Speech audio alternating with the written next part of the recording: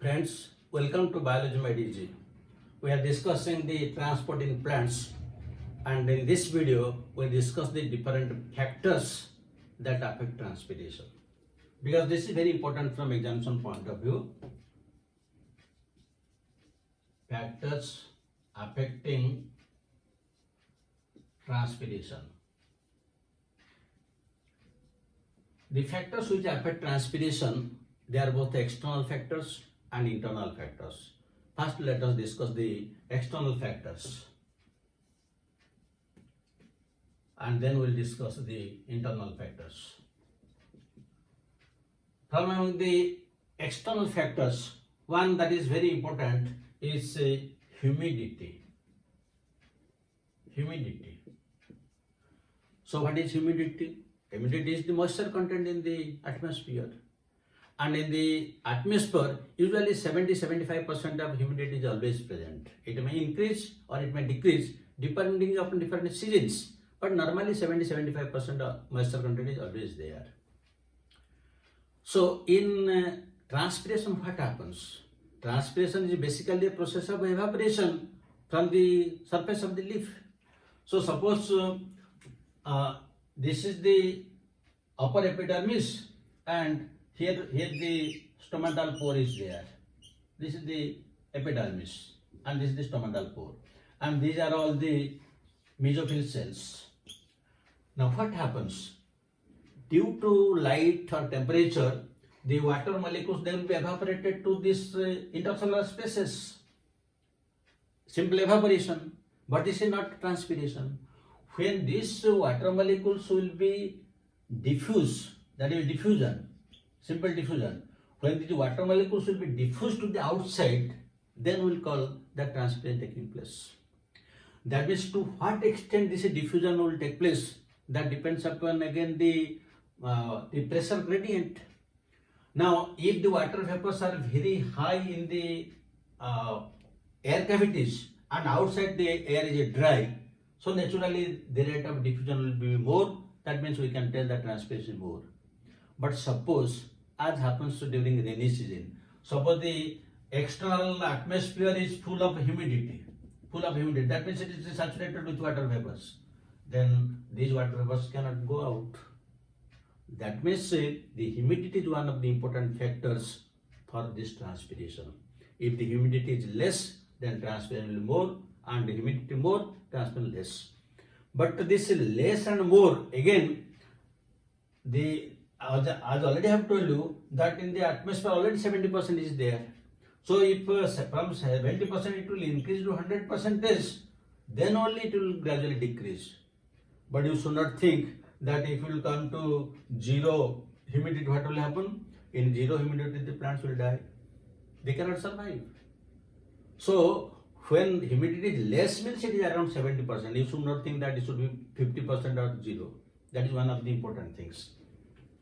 So this is about the humidity. Now the second point, the second factor which affects is light.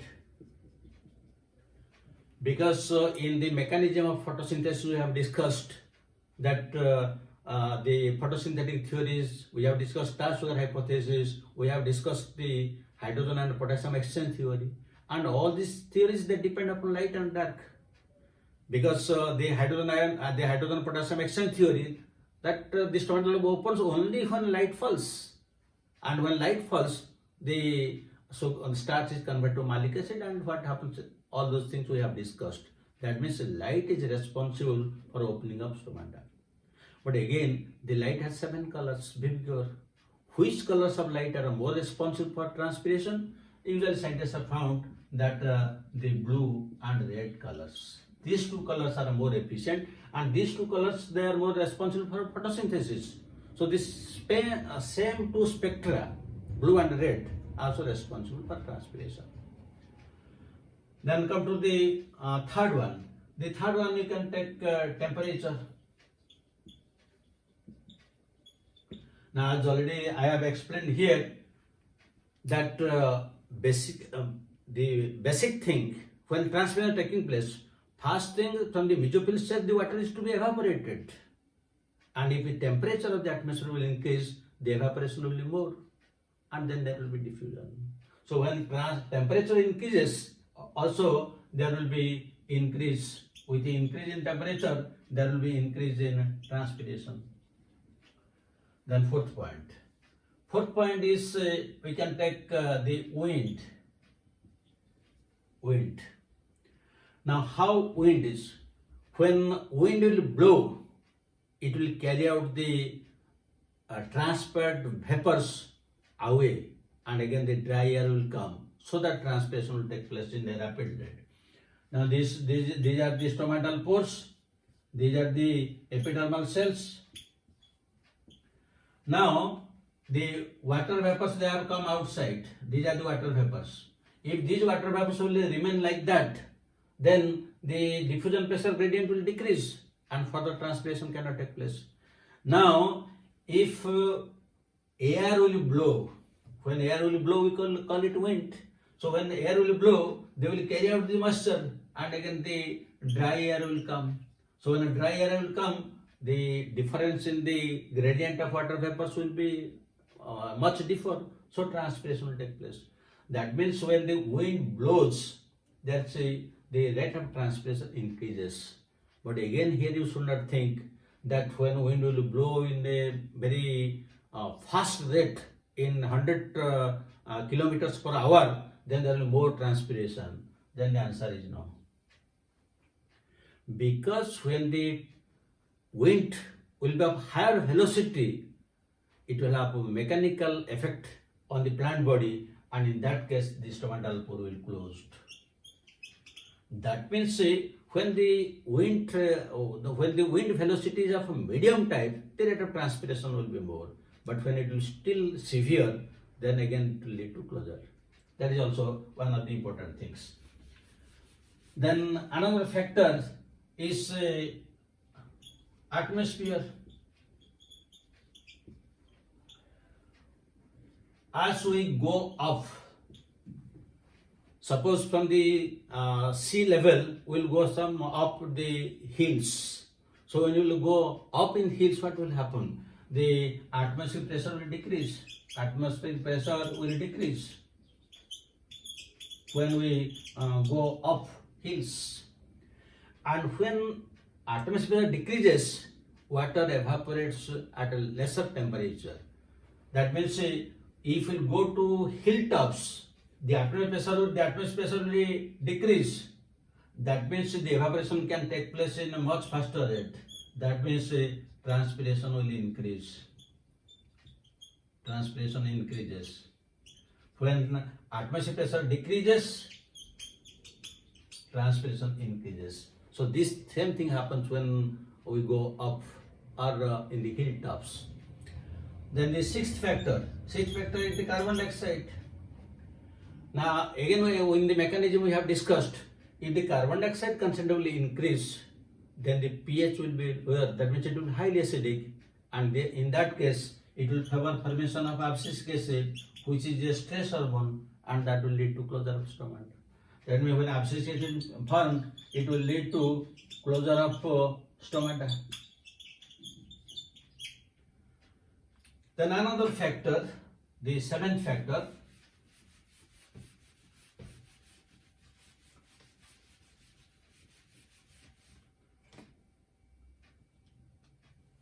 is availability of water. Availability of water. Now this is also one of the very important things, because in transpiration what happens? The water is lost in the form of vapor, and where from this water comes? It is absorbed from the soil by the roots. But suppose the soil is physically dry. Physical dry means there is no sufficient amount of water. Physical dry. Or water is there, it is not available to the plants. That means the soil is, we can tell, physiologically dry. The soil is physiologically dry. You just mark the difference between the two. When there is no water, when there is no water in the soil, we'll call it the soil is physically dry. That means sufficient amount of water is not available. But soil water may be there, but it may be physiologically dry. Under what conditions? Suppose the concentration of the soil water is very high, or oxygen is not available. Under these conditions, even if water is there, the plants are unable to absorb it, and unless there is absorption, there will be no transpiration. This is the reason why when the plants are submerged in water during rainy season, they die. They die because they do not get sufficient amount of oxygen. So in that case, water is there. They are submerged in water, but still they cannot absorb water because there is no aeration, there is no oxygen. So under such condition, we will call that it is physiological dry. Or water may be present in some other forms. Chemical, they may be combined or tightly bound. When we call that is in the soil, the water is in the form of echard. Echard means it is not available. It is not available to the plant because it may be chemically combined or it may be tightly bound to soil particles. So under these conditions, sufficient amount of water is not available to the plants, so they will be unable to absorb it. In that case, what happens?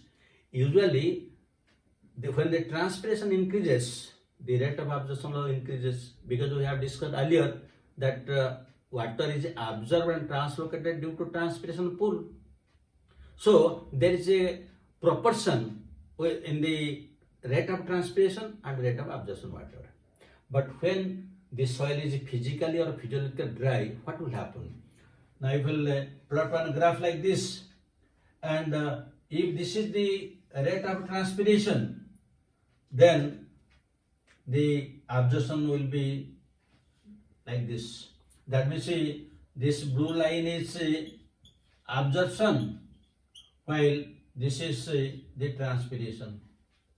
That means now there is a great gap between the rate of transpiration very high, rate of absorption very low. So this is known as absorption lag. This is known as absorption lag. That means there is a lot of difference between the rate of transpiration and absorption. So when there is absorption lag, the leaves of the plant body will be wilted. That means this will lead to wilting. This is the cause of wilting. And what is the meaning of wilting? Wilting means the drooping and folding of leaves. That means the leaves of the plant body, they will droop down or they will be folded. That is, when such things will happen, we can know that wilting is taking place. And this wilting is again of three types.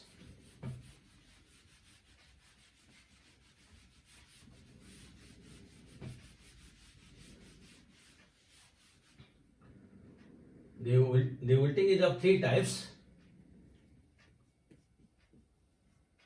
Number one is incipient wilting. Incipient wilting. In incipient wilting, just wilting has started, so there is no visible symptom. No visible symptom of the drooping of the leaves. We cannot know. Only the plant will know whether wilting has started or not. The second one is temporary or transient wilting. Now this is the most common type. This is the common type found in herbaceous plants.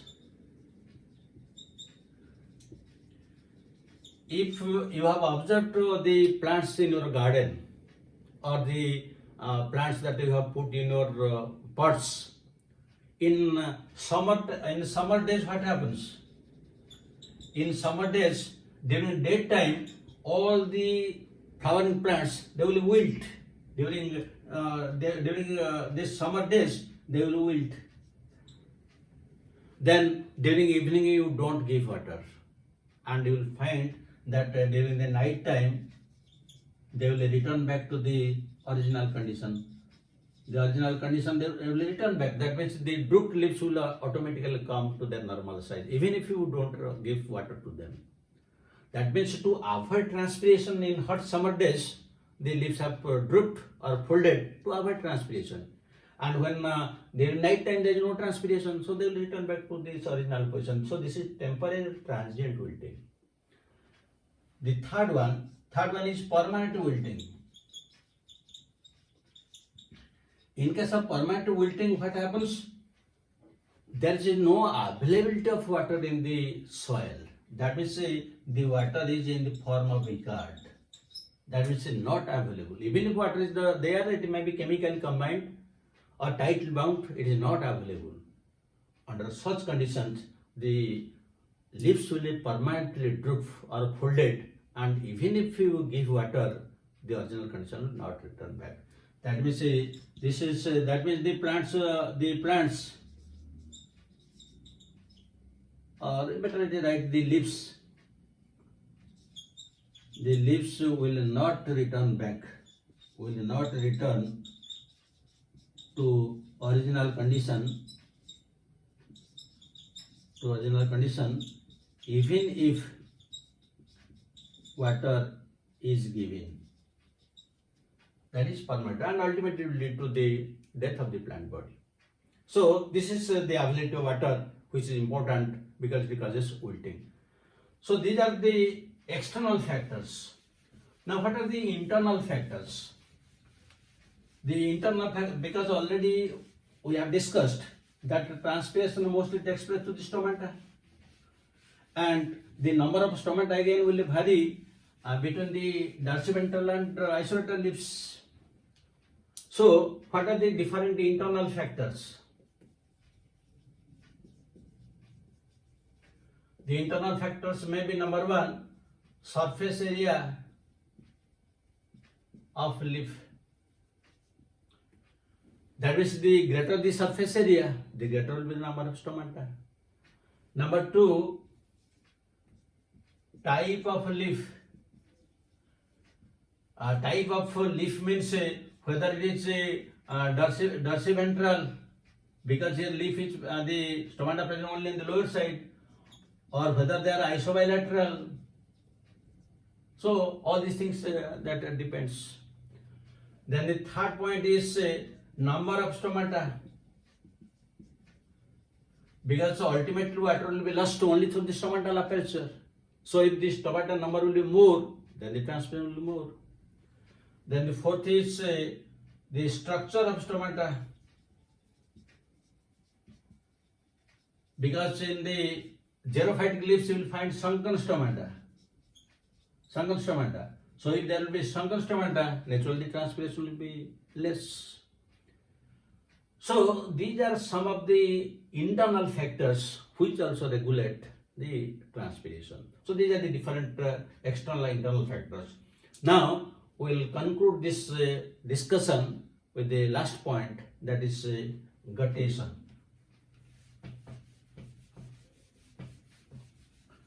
Because we have some discussion about guttation when we have discussed the root pressure theory during the ascent of sap. So guttation. Now guttation means loss of water in liquid form. Because in transpiration is lost in the form of vapor form. This is the basic difference. And usually this guttation occurs in some herbaceous plants, and under what conditions we'll have a better if we discuss what is the difference between guttation and transpiration, then everything will be clear to you. What is the basic difference between this guttation and transpiration? So in guttation, liquid water is lost. Liquid water. Here the vapor form is lost. Now when it is a liquid form of what is lost, along with some minerals will be in a diesel form. So minerals in diesel form. But in this case, it is pure water. Now guttation takes place through hydathodes. but this takes place through stomata. Hydathode is not regulated because there are no guard cells. There are epithem cells, but you can write not regulated by epithem. Here you can write regulated by guard cells. That means its opening and closing is not regulated. You can that means they are always open, but that is regulated. That is during daytime open and nighttime closed. Then the next point, it usually occurs during night time, while it occurs during daytime, and this takes place in the moist and humid climate. Moist and humid climate, but it takes place in sunny days. It commonly occurs in herbaceous plants, while it occurs in all plants. And the guttation is due to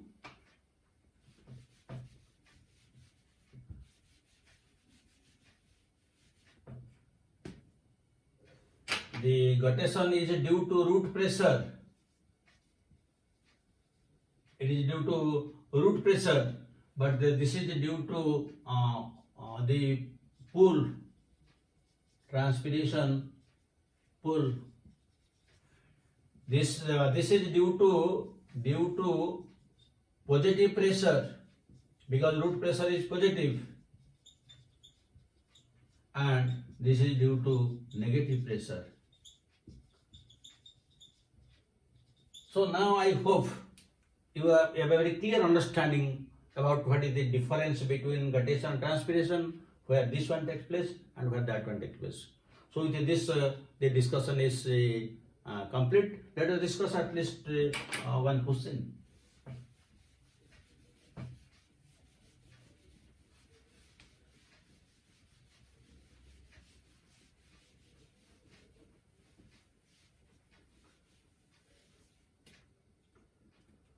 So one question,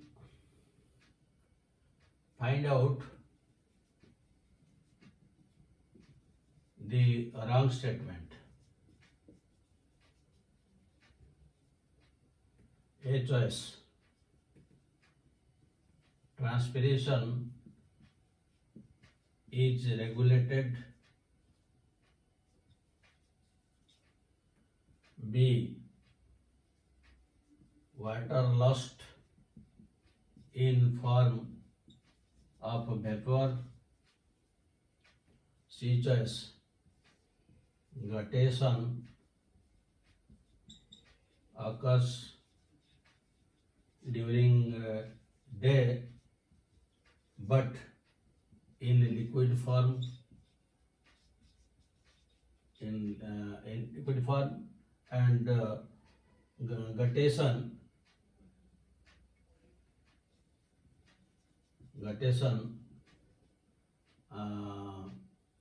in guttation, water lost contains dissolved substances, dissolved minerals. So I hope now you are understanding about the different factors that affect transpiration, and the difference between guttation and transpiration is very much clear. Thank you very much. God bless you and have a good day.